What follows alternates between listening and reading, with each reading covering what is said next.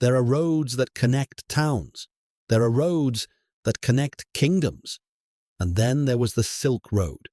Not a single road, but a vast network stretching across deserts, mountains, rivers, and empires. A route so long and so difficult that most people would never see more than a fraction of it in their lifetime. But for the travelers who did, the reward was not just trade. It was the chance to step into some of the greatest cities on earth. Cities of silk and incense, cities of scholars and merchants, cities where languages mixed in the streets, where religions met, where ideas traveled as far as caravans did. When people imagine the Silk Road, they often picture empty desert, long caravans, and endless hardship. And yes, there was plenty of that. But the road did not lead nowhere. It led to walls in the distance, to crowded gates, to markets so full of noise and color that a traveler could spend hours just standing still, taking it all in.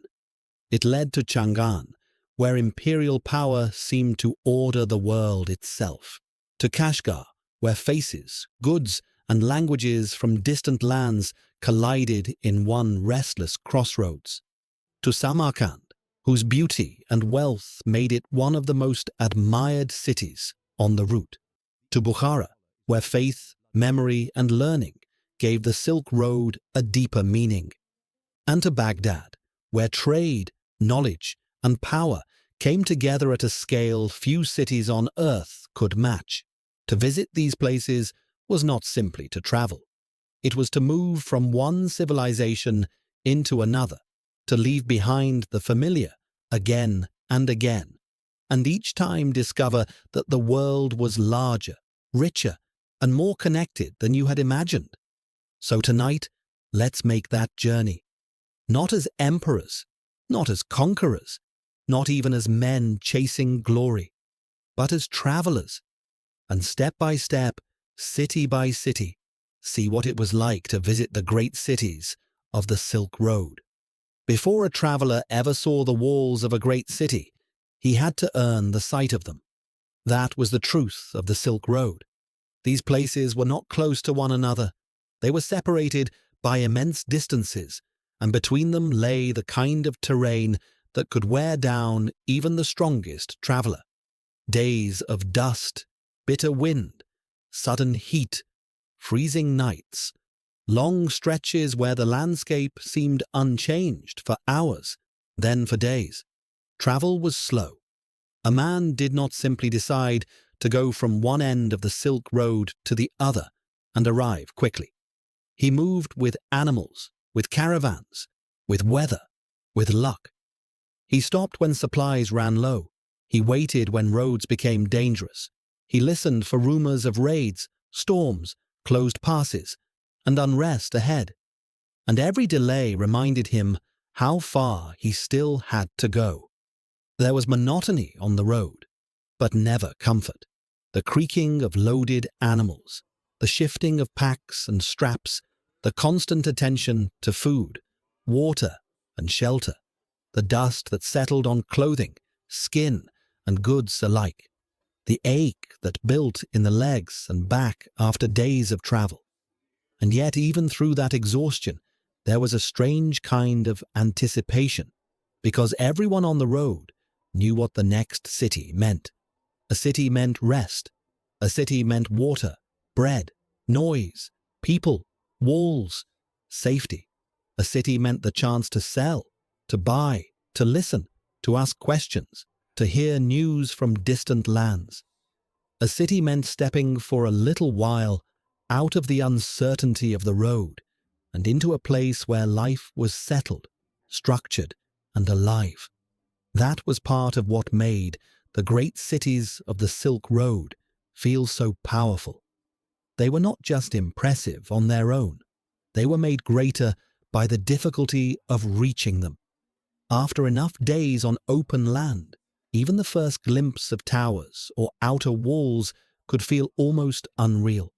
A line on the horizon, a shape rising out of heat or dust, then gates, then movement, then voices, then the sudden realization that after all that silence, you were about to enter a place full of human energy again. And with every city, that feeling returned in a different form. Some overwhelmed you with scale. Some unsettled you with how foreign they felt. Some dazzled you with wealth. Some stayed with you because they carried something deeper than trade. That is what made the Silk Road more than a route. It was a chain of arrivals, and every arrival changed the traveler a little more than the last. So before we step into the markets, the courtyards, the mosques, the scholarly circles, and the crowded streets of the cities ahead, it is worth remembering this. None of them were easy to reach, which is exactly why they mattered so much when you finally did. And for many travelers, the journey began in one of the greatest cities in the world, Chang'an. If your journey along the Silk Road began in Chang'an, then it began in a city that already felt like the center of the world.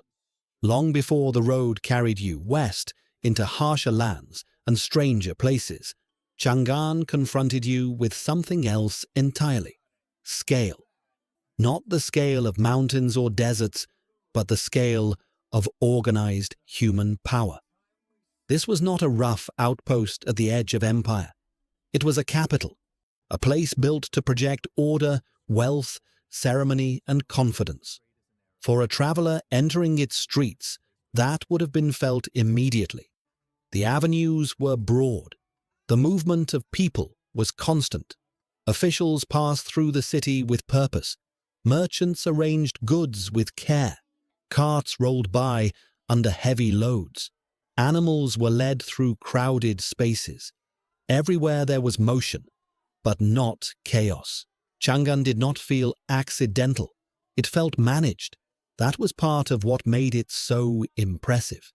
In many cities of the pre-modern world, crowds could feel dense, streets could feel irregular, and markets could feel overwhelming in a loose, almost improvised way.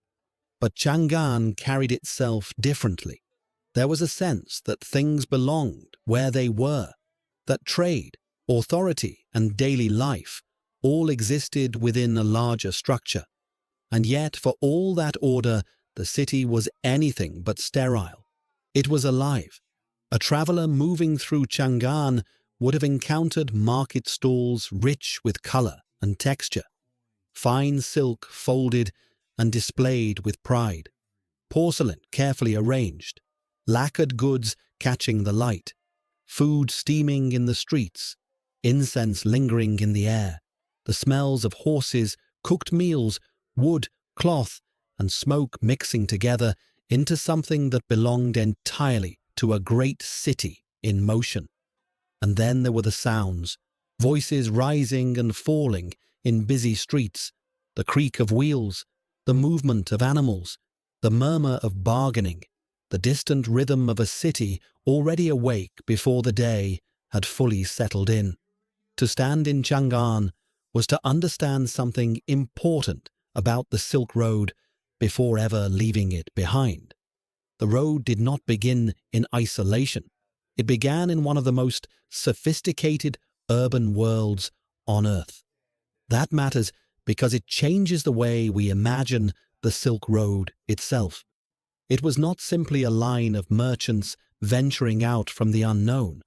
It was a connection between civilizations that were already powerful, already cultured, already deeply alive. And Chang'an made that clear from the start. It was also a city where the wider world was already present. Even before traveling west, a person in Chang'an could see hints of how large the world really was. Foreign goods, unfamiliar faces, stories carried in by those who had come from farther away. The city was Chinese, deeply and unmistakably so, but it was not closed. It stood at the edge of movement. It was a beginning, but also a meeting point.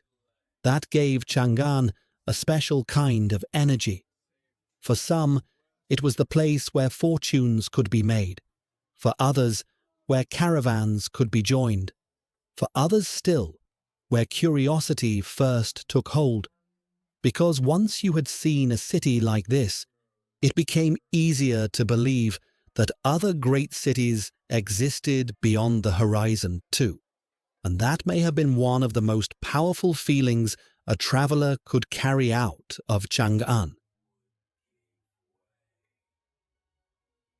Leaving an imperial capital is not one moment. It's a slow unthreading. At first, the road still feels civilized. Milestones, patrols, the last familiar accents in roadside inns. But every day westward, the world changes by degrees. Fields thin out. Villages grow farther apart. The wind starts to carry more dust than scent. And the horizon, once broken by roofs and towers, begins to stretch in long, empty lines. The Silk Road was never one road. It was choices. You learn that quickly, because the land forces you to choose. There are routes that cling to mountain shadows and follow water where it exists, and routes that gamble on speed across harsher ground. Caravans speak of vast desert basins where you do not cross the center. You skirt the edges, oasis to oasis, because the middle is a sea of sand that does not forgive mistakes. So the road splits into branches, and each branch has its own rhythm. Long dry marches, then sudden green. Days of silence, then a gate crowded with languages you do not recognize. Somewhere out there, beyond the last Chinese frontier passes, you begin to feel the truth that the capital city hides. You are small, and the world is wide. And then, after enough days of grit on your teeth and sun on your neck, you see something that makes your chest loosen. A line of trees, a shimmer of irrigation, a shape of walls. Not a fortress in the middle of nowhere, but a city that looks like it belongs to many worlds at once. Kashgar. You arrive to Kashgar tired, dust in your clothes, salt in your throat, and the city answers you with noise. Not the organized hum of an imperial capital, but a rough, living roar. Bargaining, donkey brays, metal striking metal, voices layered in languages you can't separate. At the gates, the faces change first, then the clothing, then the smells. You smell tanning leather and smoke from cooking fires. You smell fruit carried in baskets. You smell spices you cannot name because you have only ever heard them described. And everywhere, under it all, is the dry scent of an oasis city that survives by water pulled from the earth and guided into channels. In the market, you realize the Silk Road is not only about faraway places, it is about people who make faraway things feel close. A man's hands are stained from dye. Another hammers bronze. Someone sells cotton. Someone sells dried fruit. Someone sells a knife that looks like it came from another world. You see pilgrims, merchants, guards. You see travelers who have been on the road long enough that their home has become a story they tell for food and friendship. And when you stop long enough to listen, you hear something else. How casually the city holds its diversity. To one traveler, it is a place of prayer. To another, a place of profit. To another, a place where routes turn north, south, and west. That is why Kashgar feels restless, because it is never finished being itself. It is always becoming something new, each day shaped by whoever arrives and whoever leaves. If Chang'an taught the traveler what power looked like when it was organized, Kashgar taught him what connection looked like when it was alive. Here, the Silk Road stopped feeling like a route that led outward from home.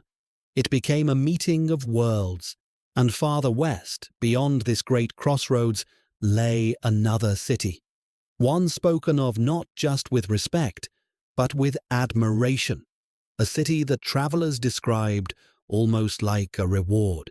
Samarkand. To leave Kashgar is to climb.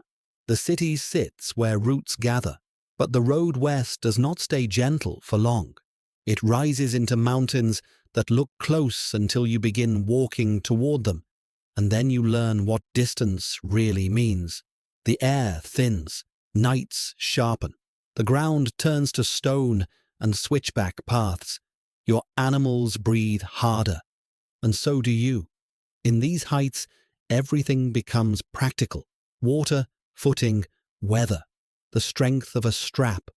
You stop counting miles and start counting safe places to rest. Sometimes the road narrows to a ledge where only one animal can pass at a time. Sometimes the wind is so loud it feels like it is speaking, and sometimes you look down and see nothing but a depth that makes you keep your eyes forward. Then, slowly, almost without realizing it, you descend. The cold loosens, the land opens, valleys widen, and the world becomes green again, not in small oasis bursts, but in broad cultivated stretches where water is guided into fields and orchards. More people appear on the road: horsemen, farmers, traders, moving in both directions. And with that change comes a different kind of anticipation. Because you have been hearing a name since Kashgar, spoken with the tone people use for places they respect: Samarkand. When the first sight of its outer edges appears, rising from an oasis landscape, you understand why travelers talk about it as if it is a reward. Samarkand feels like a city that has learned how to receive strangers. You arrive with the posture of a traveler, guarded, road-worn, scanning for danger, and the city answers with abundance. Not extravagance in a palace sense, but the everyday richness of an oasis that works. Orchards that actually fruit, markets that actually overflow, streets that feel lived in rather than merely survived. The first thing you notice is the air. It is softer here, tempered by water and vegetation. You smell flowers and fruit mixed with the familiar sense of animals and smoke. You hear craft, the steady tap of tools in workshops, the scrape of wheels, voices that carry confidence. This is not a frontier stop. This is a place where people build, refine, and trade as if they expect tomorrow. And it is busy in a different way than Kashgar. Kashgar felt like collision, a meeting point where everything was in motion. Samarkand feels like storage and display. Goods are gathered here, kept here, transformed here. You see textiles handled with care, not just sold. You see metalwork that looks meant to be admired before it is bought. You see merchants who speak like men who know their city matters. That confidence changes the feeling of the place. Samarkand does not look like a city that merely passes things along. It looks like a city that turns trade into culture. And in the evenings, when the day's heat breaks, the city becomes something else again. People gathering near water, walking, talking, trading stories the way they trade goods. Travelers swap rumors of roads ahead. Locals listen for news from beyond their horizon. That is when you realize the true power of a Silk Road city. It does not just connect places, it makes the world feel close enough to speak about over dinner. But even Samarkand, for all its beauty, was not the end of the journey. Because the Silk Road carried more than wealth. It carried something deeper. And farther on, another city would make that impossible to ignore: Bukhara. Leaving Samarkand, you carry a new kind of expectation, not the nervous anticipation of a frontier, but the quiet confidence that there are other great cities ahead, cities that are not merely stops, but worlds with their own gravity. The road rolls through cultivated land, then opens into flatter stretches where the sky feels enormous. You meet more travelers heading the opposite way, and you start to notice something. Everyone measures distance differently out here, not in miles, but in stories. Bukhara, they say, like it is a certainty, like it is a place where the road itself must slow down. As you near it, the atmosphere changes first. The air picks up smoke from many hearths. The scent of baked clay and brick replaces orchard sweetness. Traffic thickens. More carts, more animals, more people walking with purpose. And then you see the outline. Walls, clustered roofs, the suggestion of towers and domes rising above the city. Bukhara does not announce itself like a conqueror. It gathers itself like a library. You feel it in the way travelers speak when they come from there. Less about prices, more about teachers. Less about what was sold, more about what was learned. Trade still matters. But in the stories, the true wealth of Bukhara is something you cannot pack onto a camel. Time, memory, and the belief that knowledge can be guarded as fiercely as gold. When you finally step toward its gates, you understand why a Silk Road journey is never only geography. It is a sequence of civilizations, each with a different idea of what it means to be great. Bukhara feels different the moment you enter. Samarkand dazzled with abundance. Bukhara draws you inward. The streets feel older, narrower in places, more sheltered, built for shade and privacy. Courtyards hide behind walls. Doors open and close with a soft finality. The city does not perform itself for strangers. It lets you discover it section by section, as if it is testing whether you are patient enough to deserve it. And then you find the places where Bukhara speaks plainly. Markets, yes, because trade is still the city's heartbeat. You pass workshops where cloth is cut and folded, where rugs are worked, where craftsmen produce goods that do not feel temporary. But what makes Bukhara feel like Bukhara is not just what is sold, it is what is studied. In mosque courtyards and teaching spaces, you see circles of listeners, not tourists, students. Their posture is different. Still, attentive, hungry for meaning. Travelers whisper about famous libraries and scholars, about arguments that last long into the night, about knowledge treated as something sacred. And you start to understand why this city feels wise. Because in Bukhara, ideas are part of the economy.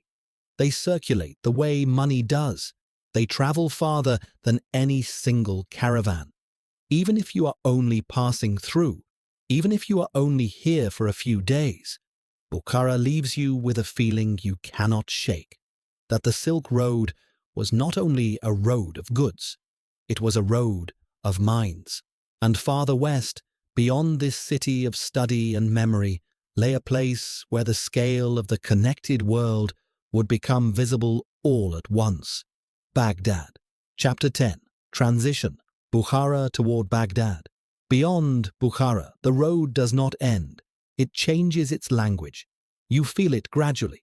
New words in caravan camps, different coins in palms, a different rhythm of prayer in the mornings. The farther west you go, the more the road begins to pull you toward rivers, toward the great arteries that make cities possible at scale. The journey becomes long again, not in the dramatic way of mountain passes, but in the steady persistence of distance, day after day, stopping at towns that exist because the road exists. You follow routes that other people have already trusted, because trust is a form of survival. And you hear one name more and more often, Baghdad, not spoken like a rumor, but like a destination that contains the logic of the entire route. You begin to understand why, when the landscape flattens and the air turns heavier with water, boats appear. Not just one or two, but enough to make you realize that this world moves cargo in more than one way. the Silk Road is still here, but now it is braided with rivers. As you approach, the scale of human activity increases. More traffic, more warehouses, more noise. The road feels less like a path and more like a current drawing you into a basin. And then, at last, you see it. A city tied to water. A city whose name carries the weight of centuries. Baghdad. Baghdad does not feel like a city you simply enter. It feels like a world you step into. Before you reach the heart of it, you meet its outskirts. Landings on the river, warehouses, men hauling bundles, boats nosing into the bank as if the water itself is delivering the city's pulse. The crowd is different here, less road-worn, more specialized. People whose entire lives are shaped by trade, transport, and administration. And then you move inward, and Baghdad expands around you. Markets branch into markets. Streets feed into larger streets. The smells stack in layers. Spice, smoke, perfume, oil, ink. Yes, ink. Because here, among the goods, you see something else moving in volume.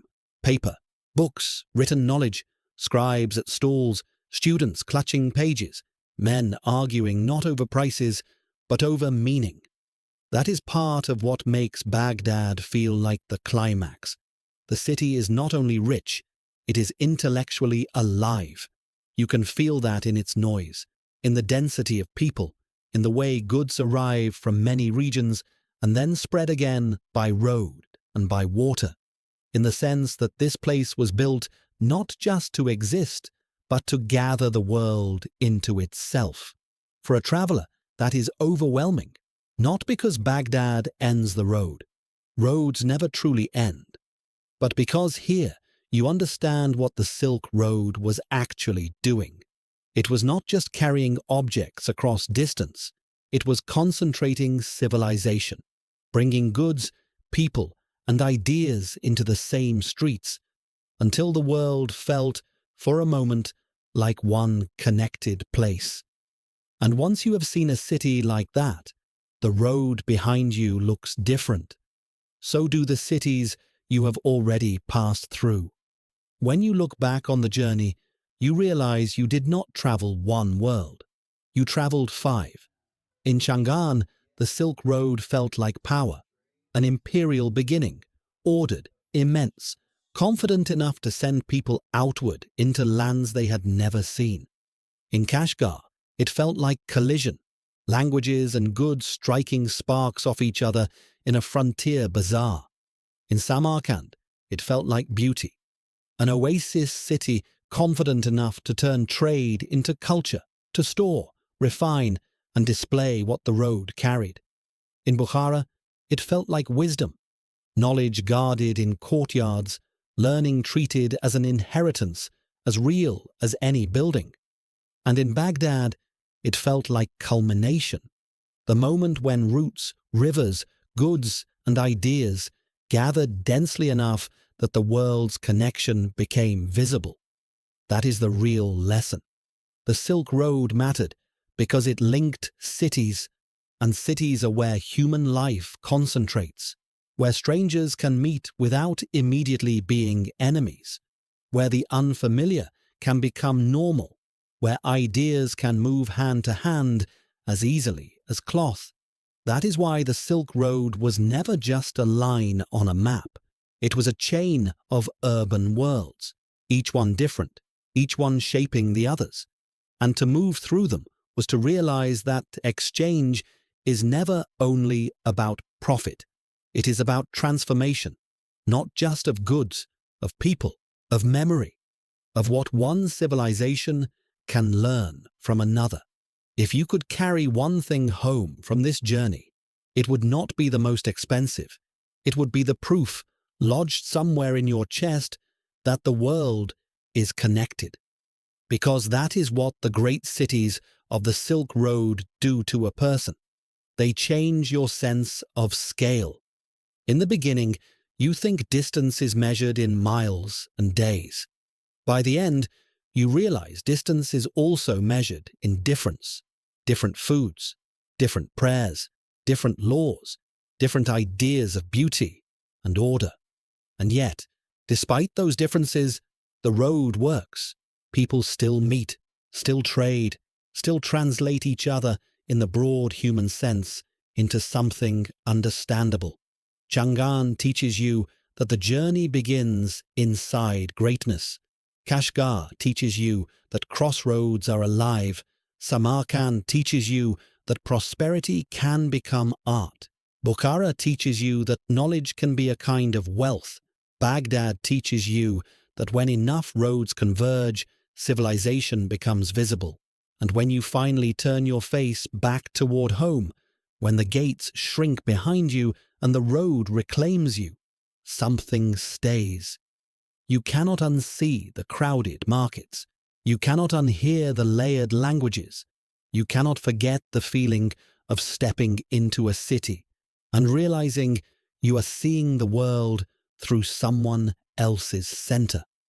That is what it was like to visit the great cities of the Silk Road. Not a straight line across empty land, but a chain of living worlds, each one opening a door into a bigger human story.